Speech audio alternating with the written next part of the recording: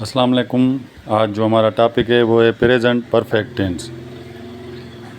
यानी ये present perfect tense क्या करता है? It shows that subject started work in past and recently finished in present. यानी सब्जेक्ट ने कोई काम पास्ट में शुरू किया और जो प्रेजेंट है उसमें पूरा किया। यानी ये टेंस हमें कंप्लीट एक्शन शो करता है प्रेजेंट टाइम में।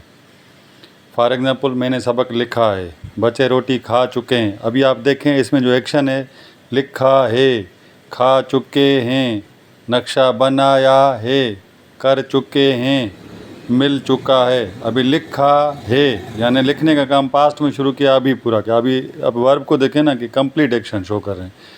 हैव और हैज़ इसके हेल्पिंग वर्ब में third form of main verb, यानी जिसको आप पास्ट पार्टिसिपल भी बोलते हैं, वो इस्तेमाल होगी।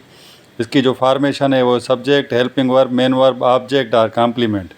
इन दोनों के एग्जांपल मैंने लिखे हैं। पहले में subject, helping verb, main verb, object, दूसरे में सब्जेक्ट, हेल्पिंग वर्ब और कॉम्प्लीमेंट था। ठीक है, तो आई, वी, यू, दे और प्लूरल नाउन के साथ हम हैव इस्तेमाल करते हैं। ही, शी, इट या सिंगुलर नाउन के साथ हम हैज़। किसके साथ, कौन से सब्जेक्ट के साथ क्या लगता है वो मैंने लिखा है। ये सेंटेंसेस मैंने आपके लिए लिखे हैं। मैं स्कूल आया हूँ, यानी आने का काम कंप्लीट हो गया है, तो I have come to school. Come third form है। We have not written lesson, write का थर्ड फॉर्म, यानी हम सबक नहीं लिख चुके हैं। आप देखें ये सेंटेंसेस।